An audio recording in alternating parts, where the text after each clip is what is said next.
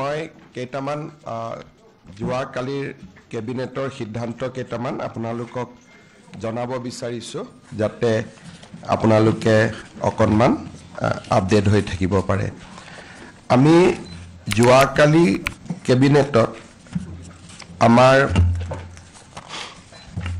মুখ্যমন্ত্ৰীৰ আয়ুষ্মান অসম যোজনা এই যোজনাখন ৰূপায়ণ কৰিবৰ বাবে আমাৰ বাজেটত 500 কোটি টকা আছিলে তাৰে আমি 175 কোটি টকা ইতিমধ্যে ব্যয় কৰিছো আৰু যোৱাকালি কেবিনেটে 325 কোটি টকা আৰু ব্যয় কৰিবৰ কাৰণে অনুমতি প্ৰদান কৰে। ইয়াৰ লগতে আমাৰ অসমৰ শক্তি খণ্ডত বিনিয়োগৰ বাবে বিশেষকৈ যিখিনি আমাৰ পাৱাৰ শৰ্টেজ হৈ আছে সেই পাৱাৰ শৰ্টেজ পূৰণ কৰিবৰ বাবে যোৱাকালি কেবিনেটে ভাৰত চৰকাৰৰ শক্তি পলিচিৰ অধীনত 500 মেগাৱাট পাৱাৰ 25 বছৰৰ কাৰণে ক্ৰয় কৰিবৰ বাবে অনুমোদন দিয়ে আৰু প্ৰতি ইউনিটত 5 টকা 79 পইচা দৰত এই আমি পাৱাৰ কিনিব পাৰিম আৰু ইয়াৰ দ্বাৰা আমাৰ বৰ্তমান যি অকণমান পাৱাৰৰ শৰ্টেজ আছে সেইখিনি আমি পূৰণ কৰিব পাৰিম। ইয়াৰ পিছত মই আৰু দুটা কথা আপোনালোকক জনাব খুজিছোঁ যে যোৱাকালি আমাৰ বাতৰি কাকতবিলাকত এটা আৰু টিভিবিলাকতো এটা বাতৰি প্ৰচাৰ হৈছিল যে ৰাজ্যিক কৰ্কট প্ৰতিষ্ঠানত অভাৱনীয়ভাৱে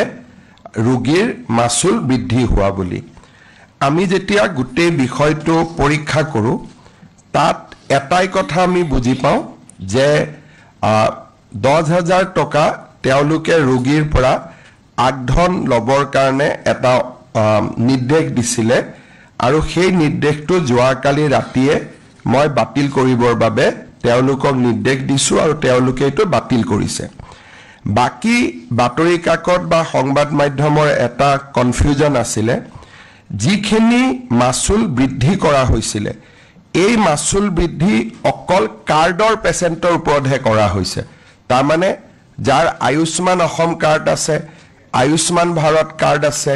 মেডিক্লেইম আছে, ইঞ্চুৰেঞ্চ আছে বা কৰ্পৰেট সেক্টৰৰ পেচেণ্ট আছে তেওঁলোকৰ কাৰণেহে বৃদ্ধি হৈছে। সাধাৰণ মানুহৰ কাৰণে এই নন কাৰ্ড হোল্ডাৰ সাধাৰণ মানুহৰ কাৰণে কোনো মাচুল বৃদ্ধি হোৱা নাই আৰু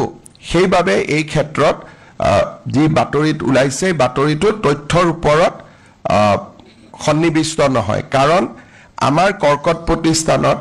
98% পেচেণ্ট 98% পেচেণ্ট কাৰ্ড লৈ হাতত যায়। গতিকে তেওঁলোকে কোনো মাচুল দিব নালাগে, তেওঁলোকে বিনা পইচাত সোমাই বিনা পইচাত ওলাই যায়। এই যি মাচুল লোৱা নোলোৱা এইটো কেন্সাৰ ইনষ্টিটিউট আৰু অসম চৰকাৰৰ মাজত যদি দাম বৃদ্ধি কৰিছে অসম চৰকাৰে দিব লাগিব, যদি দাম বৃদ্ধি কৰিছে তাক ভাৰত চৰকাৰে দিব লাগিব, যদি দাম বৃদ্ধি কৰিছে তাক ইঞ্চুৰেঞ্চ কোম্পানীয়ে দিব লাগিব, যদি দাম বৃদ্ধি কৰিছে তাক ONGC অইল ইণ্ডিয়াৰ দৰে কৰ্পৰেটে দিব লাগিব। কিন্তু যাৰ কাৰ্ড নাই সাধাৰণ পেচেণ্ট যাৰ কাৰ্ডো নাই একো নাই বা খালি মাত্ৰ OPDত আহিছে তেওঁলোকে আগৰ দৰে যি পঞ্জীয়ন মাচুল 100 টকা 100 টকাই দিব, জেনেৰেল বিচনা 200 টকা আছিল 200 টকাই দিব, ICUত 1500 টকা আছিল 1500 টকাই দিব, কেবিন হলে 3000 আছিল 3000 দিব, চেয়াৰ কেবিন 2000 আছিল 2000 দিব। তাৰমানে আপোনাৰ মোৰ লগত যদি কাৰ্ড নাই যেনেকুৱা সাংবাদিক এজনৰ হাতত কোনো কাৰ্ড নাই তেওঁ গলে পুৰণা ৰেটটোৱে পাব। কিন্তু যদি মানুহজন দুখীয়া হ'ব পাৰে কিন্তু কাৰ্ডখন লৈ গৈছে তেতিয়া কাৰ্ডত আমি এই দামটো বেছিকৈ ল'ম কাৰণ ভাৰত চৰকাৰৰ পৰা আমি টকাখিনি উভতাই পাম। সো ভাৰত চৰকাৰে যিহেতু আমাক টকাটো দিব বঢ়ালেও গতিকে আমি ভাৰত চৰকাৰৰ পৰা টকাটো লোৱাটো কাৰো আপত্তি থাকিব নালাগে। ইঞ্চুৰেঞ্চ কোম্পানীয়ে টকাটো আমাক দিব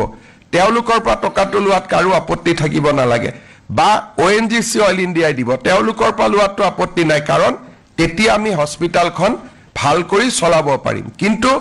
যাৰ কোনো কাৰ্ড নাই সাধাৰণ মানুহ বা আমাৰ কোনো ধৰণে তেওঁলোকে চৰকাৰৰ পৰা সহায় নাপায় তেওঁলোকৰ কাৰণে দাম আগৰ দৰে থাকিব গতিকে মই ভাবো যে 10,000 টকাটোক বাদ দি কোনো নিগেটিভ অৰ্ডাৰ নাছিলে আৰু 10,000 টকাটো আমি তেওঁলোকক নলবৰ কাৰণে ইতিমধ্যে নিৰ্দেশ দিছো